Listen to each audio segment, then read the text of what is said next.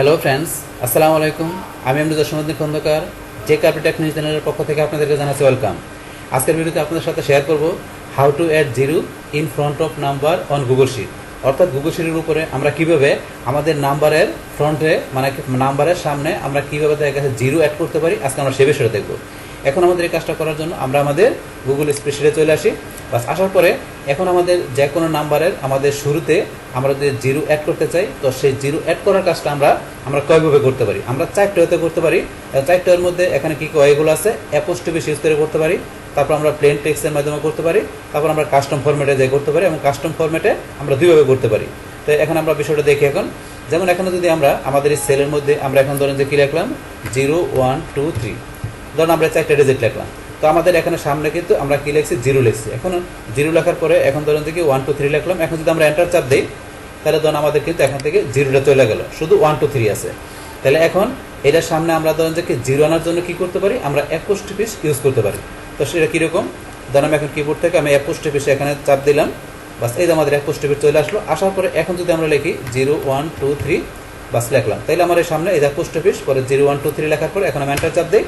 এখন ধরুন আমার কিন্তু 0 1 2 3 চারটা ডিজিটে আছে। তাহলে এইভাবে অ্যাপোস্ট্রফি ইউজ করার মাধ্যমে আমরা আমাদের যে কোনো নাম্বারের ফ্রন্টে মানে কি শুরুতে আমরা জিরো নিয়ে আসতে পারি। বাস তারপর হচ্ছে এখানে আমাদের প্লেন টেক্সটের মাধ্যমে। তো প্লেন টেক্সটের মাধ্যমে আমরা নিয়ে আসতে গেলে কী করতে হবে, 0 1 2 3 দিয়ে আমরা এন্টার দিলাম।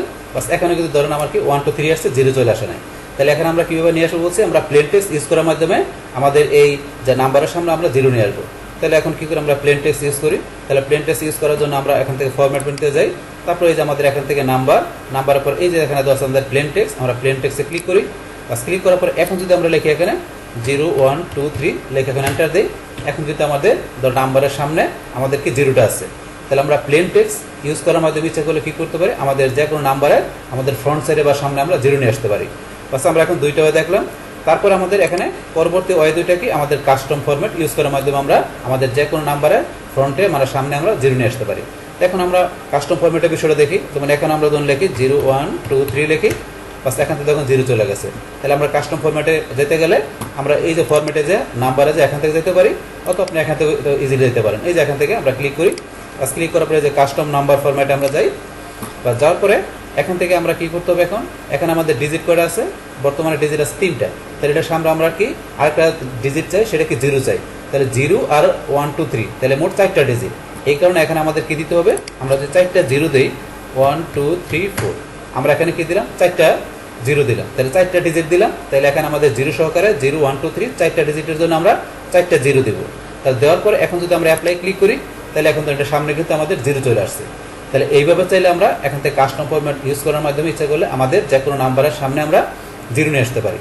তো এটা কাস্টম ফরম্যাটের আমরা একটা মাধ্যম দেখলাম। তো কাস্টম ফরম্যাটে আমাদের আরেকটা এর মাধ্যমে আমরা ইচ্ছা করলে জিরো নিয়ে আসতে পারি। সেটা কীভাবে, তখন এখন আমরা যদি লিখে আবার 0 1 2 3 1 2 3 লিখে এন্টার দিই, এখনও সেম অবস্থা। তাহলে এখানে আমরা আবার করার জন্য সেমভাবে আমরা চলে যাই, এখানে আমরা এখানে ক্লিক করি, করার পরে কাস্টম নাম্বার ফরম্যাটে ক্লিক।